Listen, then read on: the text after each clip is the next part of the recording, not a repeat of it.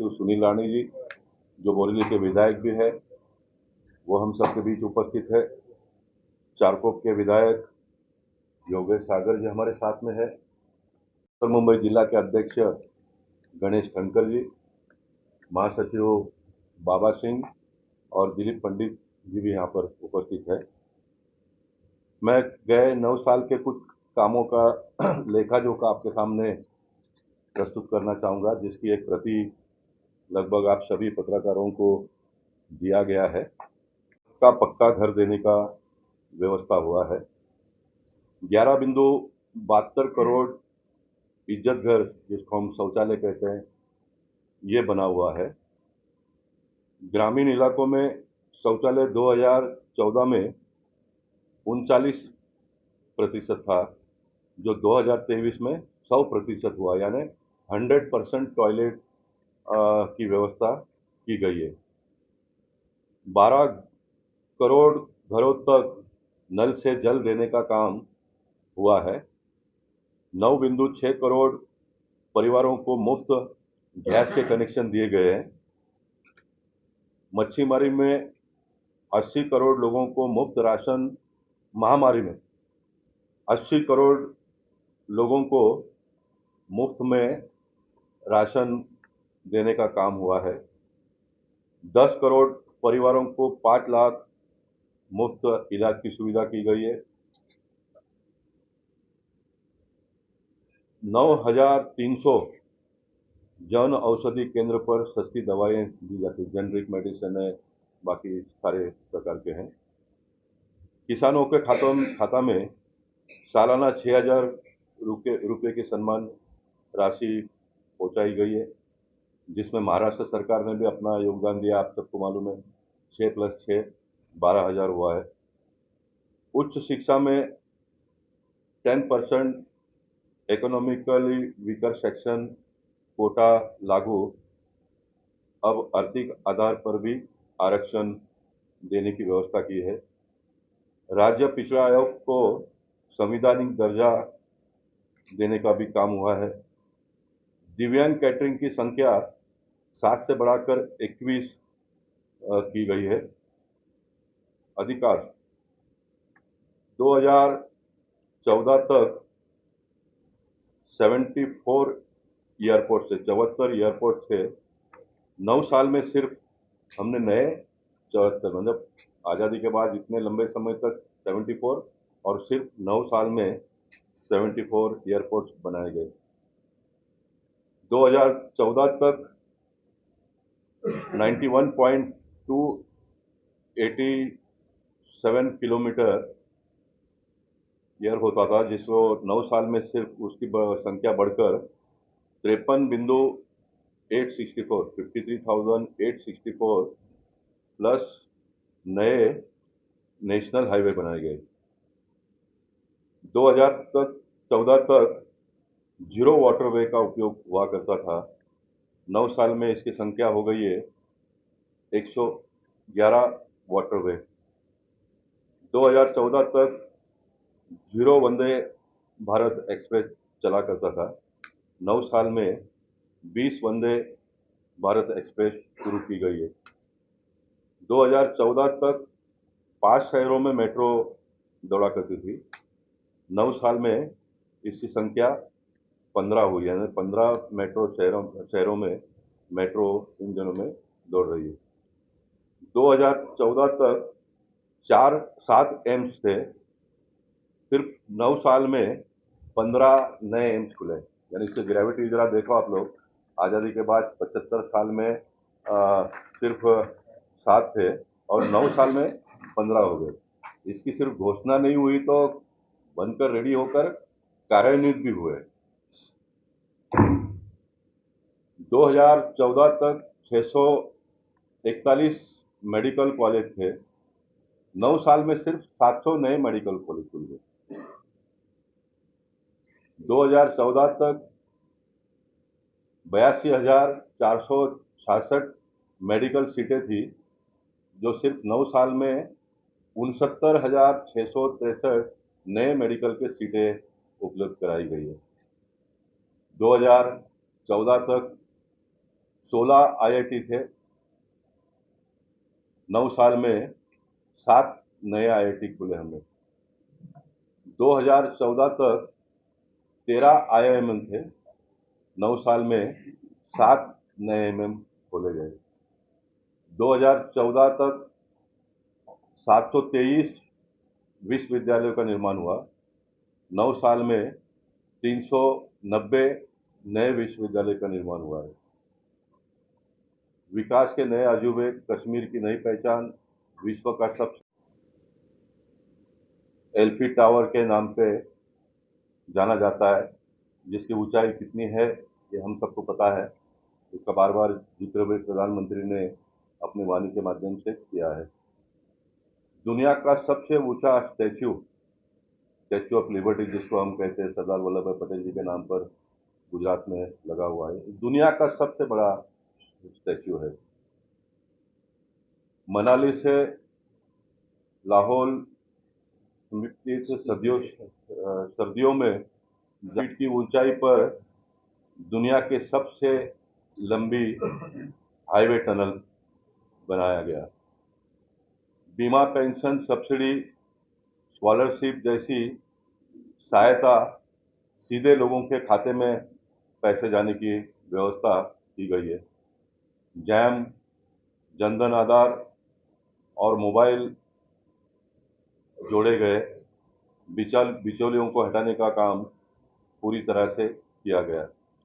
आत्मनिर्भर Bharat, 5G technology पूरे देश भर में आज कार्यान्वित है। अभी मेरे पास एमटीएनएल के नए मैनेजर कांदुली के आए, आकर मिलकर गए।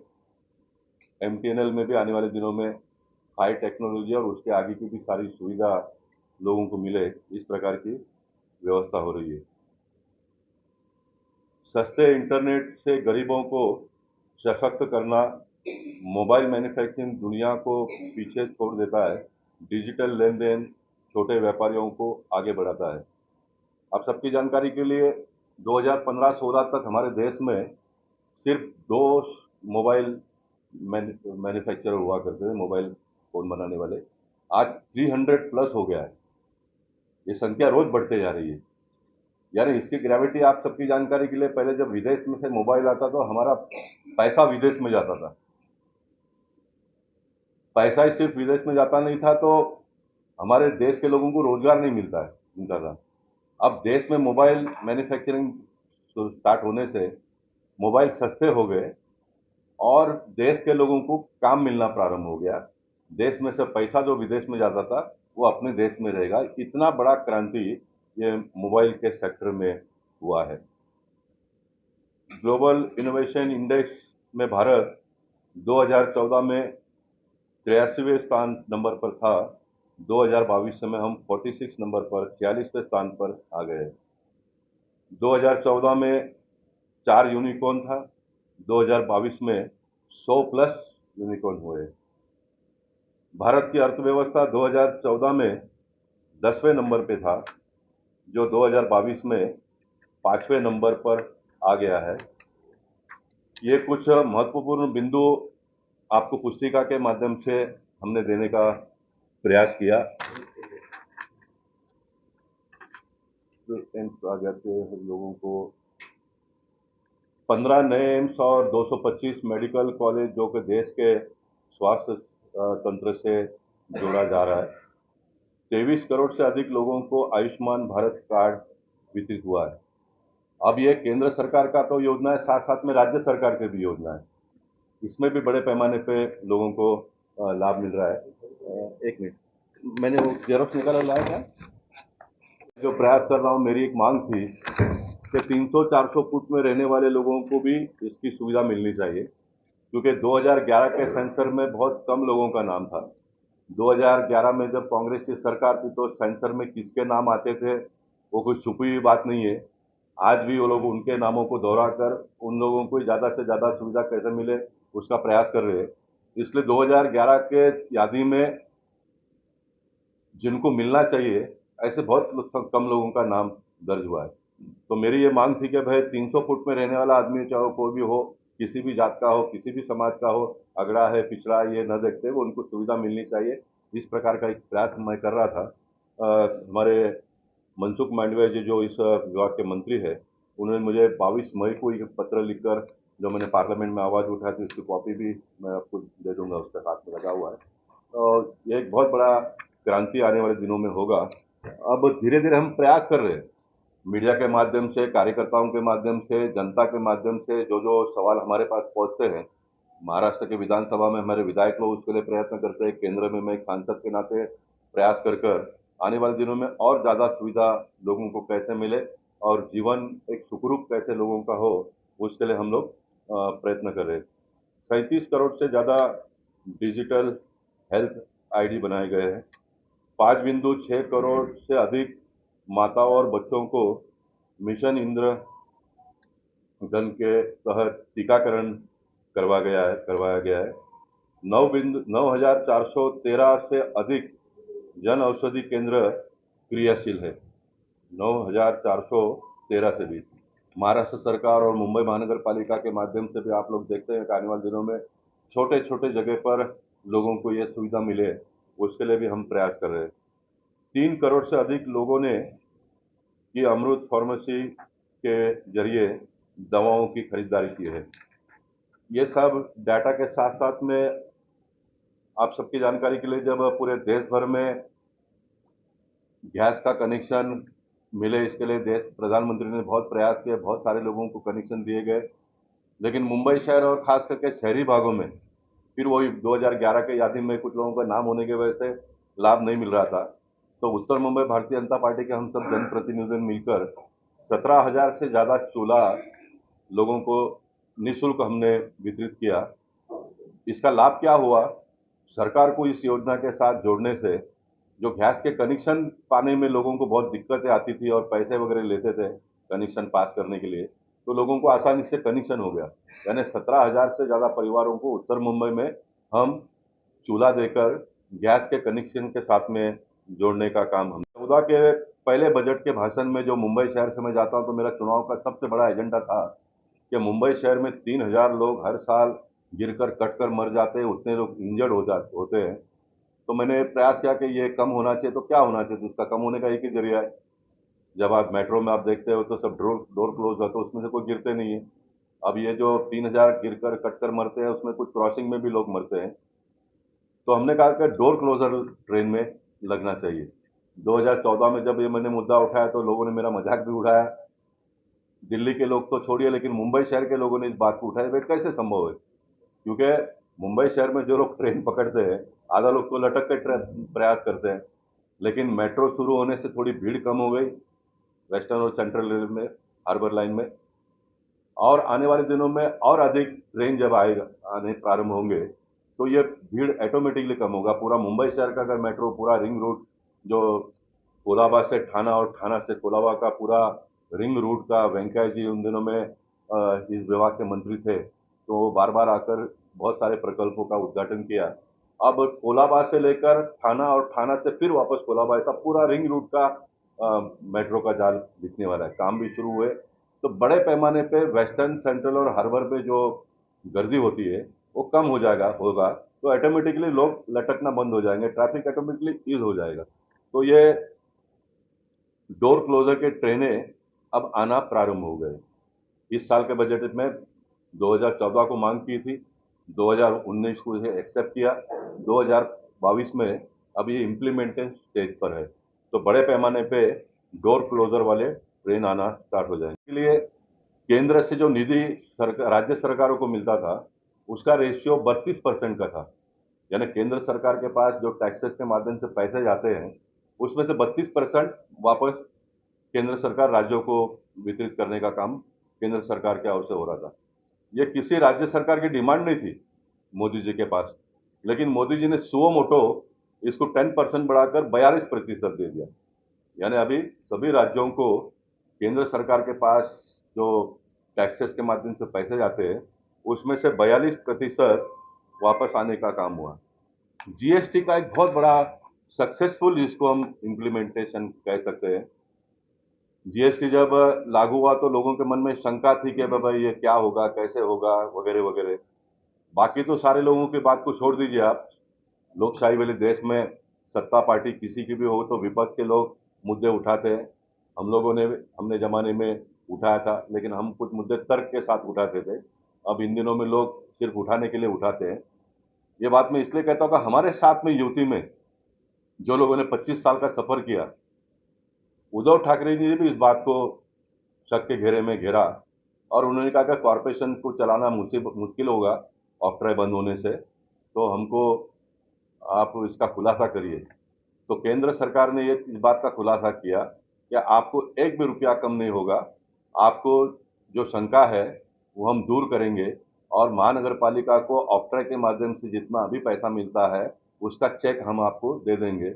और आपने देखा होगा कि महाराष्ट्र में भारतीय जनता पार्टी की सरकार आने के बाद उन दिनों के फाइनेंस मिनिस्टर सुधीर मुनगंटीवार जी ने पहला चेक मुंबई महानगर पालिका में आकर कमिश्नर को दिया। ये बात और है कि जीएसटी बहुत ही कामयाब हुआ, पहले से ज़्यादा पैसा आ रहे, इसलिए वो विषय दब गया। लेकिन ये भी हमने करने का प्रयास किया। क्या तो एक सरकार का एक अंदाजा होता है कि कितना पैसा आएगा। तो उन दिनों में ये अंदाजा था कि 1 लाख करोड़ रुपया महीने का आना चाहिए। गए महीने का आपको सबको रिकॉर्ड पता है कि 1.8 करोड़। अगर ये कोविड नहीं आया होता तो 2 साल बिगड़ा नहीं होता, तो हम ये डबल डिजिट पर पहुंच जाते। हमें 1 लाख करोड़ की अपेक्षा थी, 2 लाख करोड़ आने प्रारंभ हो गए। यानी जीएसटी इतना सक्सेसफुल इम्प्लीमेंट हम कर पाए। इनकम टैक्स, देश कैसे चलता है, तो इनकम टैक्स है, वेरियस टैक्सेस आते हैं, उसके हिसाब से सरकार चलता है। उन दिनों में 3.6% लोग इनकम टैक्स भरते थे, जो आज की संख्या अभी ये बजट में पता चलेगा। जब लास्ट बार मैंने इसका जायजा लिया तो 6 करोड़ पार कर हम आगे गए थे। अभी ये संख्या और बढ़ गई होगी। अब ये पहले के टैक्स पेयर में और अभी के टैक्स पेयर में ये फर्क है कि जो नए टैक्स पेयर ऐड हो गए, ये छोटे छोटे लोग भी हैं, क्योंकि पहले के जो सेट हुए बड़े बड़े लोग वो तो है ही, वो तो भर ही रहे। लेकिन नए टैक्स पेयर इसमें बहुत ज़्यादा जॉइंट जुड़ गए हैं। तो आने वाले दिनों में इनकम टैक्स में भी पैसा ज़्यादा आना प्रारंभ होगा। पैसा जितना ज़्यादा आएगा, उतना देश का विकास होगा। एक बात मैं आपको ये भी बताना चाहूँगा, मैं कॉर्पोरेशन से लेकर कॉर्पोरेशन का बजट मैंने देखा, महाराष्ट्र सरकार का बजट मैंने देखा, केंद्र सरकार का बजट मैं देख रहा हूँ। कभी-कभी लोगों को लगता है कि इतना पैसा आता है, पैसा जाता कहाँ है? तो जितना पैसा टैक्स का आता है सरकार के पास, लगभग 62% और 65% के आसपास पगारों में चला जाता है। कॉर्पोरेशन का पगार सबसे ज़्यादा है। महाराष्ट्र सरकार और केंद्र सरकार लगभग 60-62-63% में चल रहा है ये व्यवस्था। यानी 1 रुपया आप अगर टैक्स देते हो सरकार को, तो उसमें से कुछ किए बिगैर कोरोना के 2 साल में समझो सारा ठप हुआ था व्यवस्था, लेकिन ये खर्चा तो चालू ही था ना, पगार तो लोगों को देना ही है।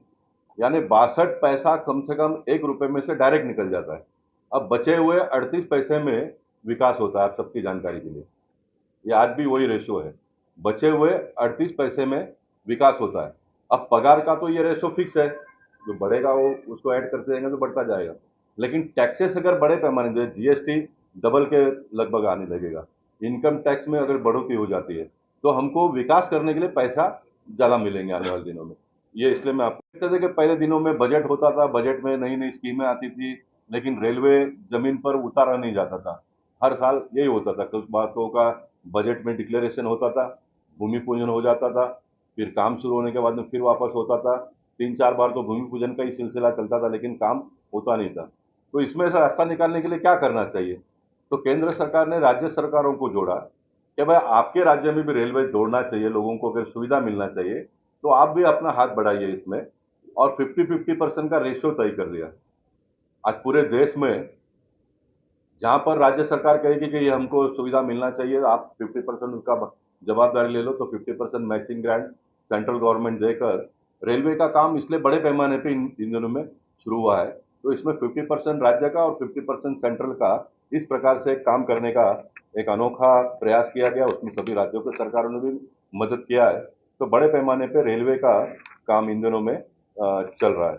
रेलवे में और एक प्रयास, सुरेश प्रभु जब मिनिस्टर थे, आप सबकी जानकारी के लिए, पहले लोगों का मुंबई शहर का एक छोटा सा भी काम करना हो तो उसकी फाइल दिल्ली जाती थी।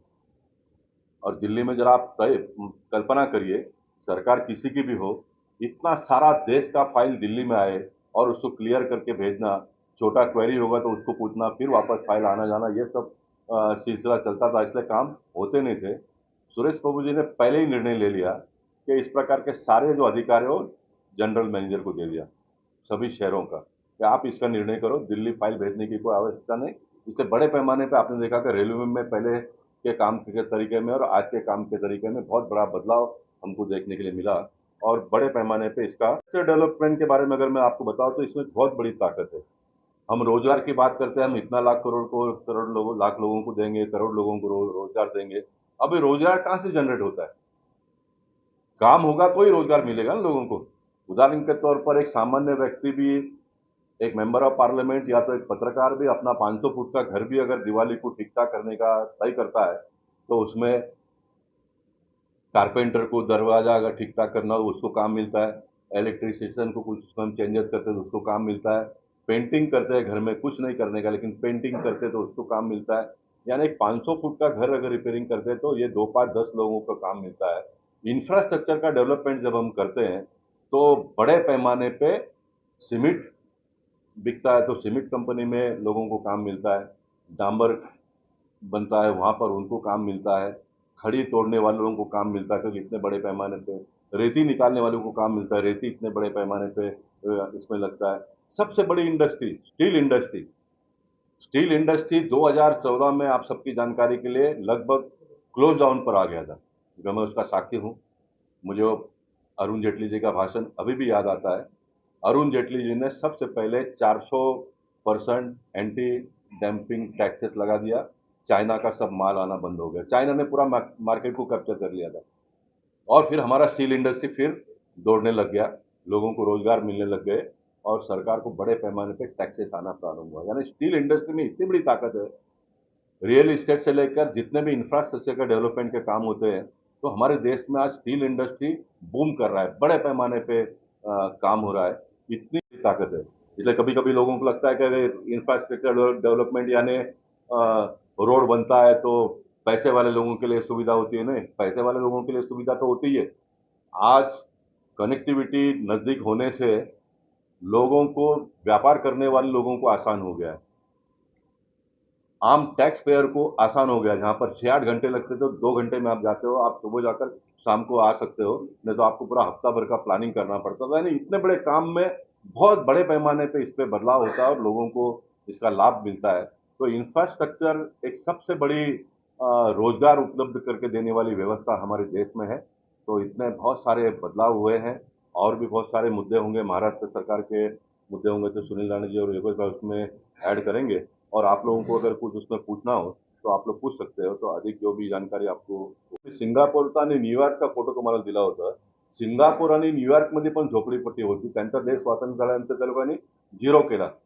तसंच स्लम फ्री मुंबई व्हायला पाहिजे ही माझी मागणी आणि अनेक लोकांची आहे। तर ह्यासाठीच आपल्याला सर्वांना घर द्यायचं आहे। मग माझा पहिल्या माल्याचा जो मागणी आहे, प्रायव्हेट जमिनीवरती जमीन मालकांनी चाली बांधून लोकांना विकलं, असे हजारो लोक ह्या मुंबई शहरामध्ये बेघर झाले।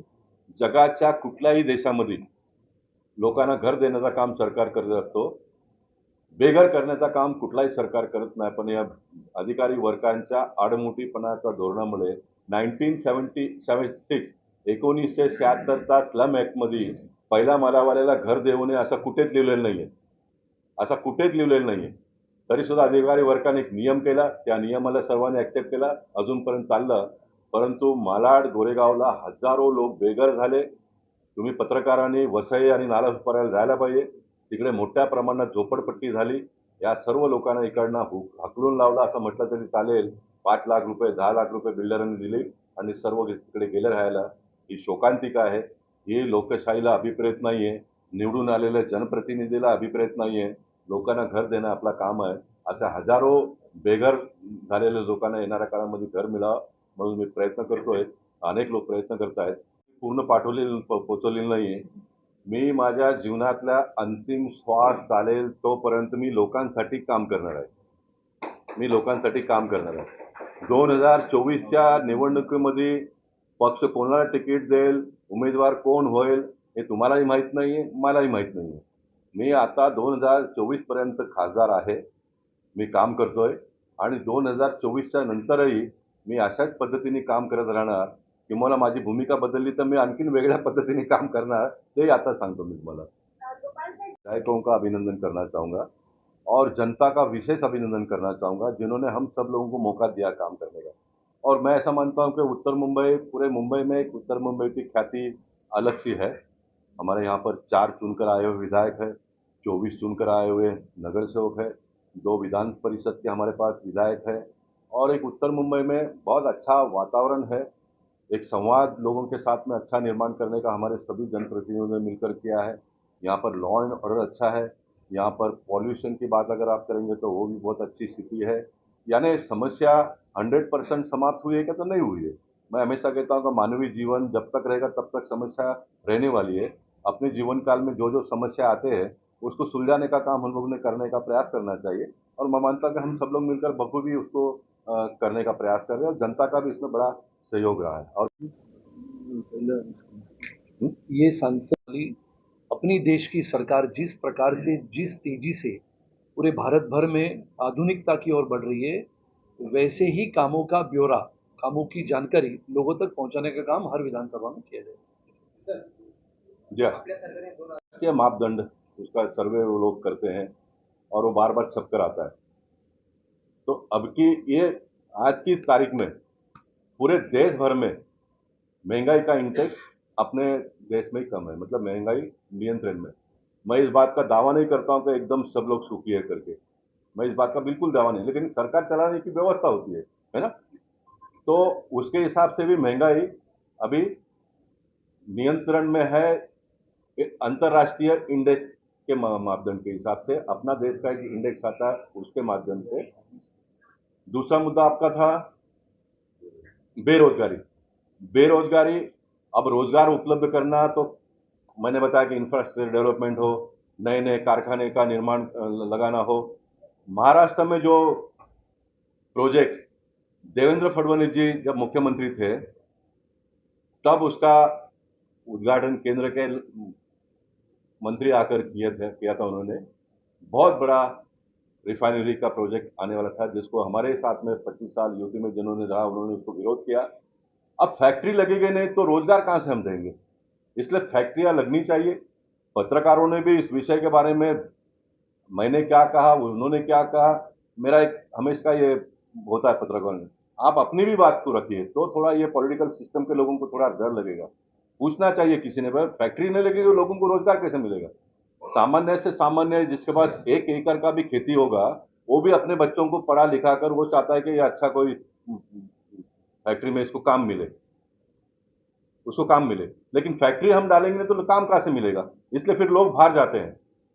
आज आपकी जानकारी के लिए, आप पूरा देश का अगर सर्वे निकालेंगे, पढ़े लिखे सारे बच्चे आज भी बाहर जाते हैं।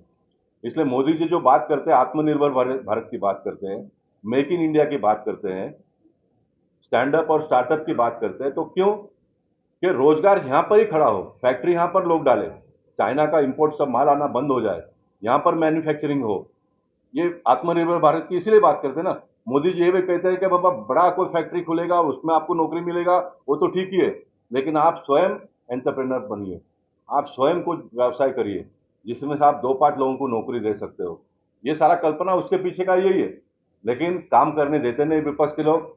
उसके बावजूद भी मोदी जी ने जो 9 साल में किया है, ये पढ़ने के बाद में आपको भी आश्चर्य चाहिए। हमने दोनों इंडेक्स दिया है, 2014 में क्या था और 2022 में क्या हुआ है, तो आपको लगेगा कि मोदी जी को अगर आसानी से अगर काम करने देंगे ये देश के विपक्ष के लोग, तो फिर क्या हो सकता है आने वाले दिनों में। देखिए अभी तो बेस तैयार हो गया है। मोदी जब 2014 में सत्ता संभालने के बाद में जो उनके मन के मुताबिक ब्यूरोक्रेसी, पॉलिटिशियन किसने कैसे कैसे काम करना चाहिए, बेस अभी तैयार हो गया। अब तो गाड़ी बहुत फास्ट दौड़ेगी, जो भी स्कीम लाएंगे उसको इम्प्लीमेंट तुरंत हो जाएगा। इसलिए आपने पूछा कि ये जो प्रेस कॉन्फ्रेंस 2024 के लिए है क्या, तो मैं आपसे निवेदन करता हूँ ये 2024 के लिए है। इससे भी ज़्यादा स्पीड में काम आने वाले दिनों में होना चाहिए। तो आपने भी जनता को अपील करना चाहिए कि मोदी जी को अरे मोदी जी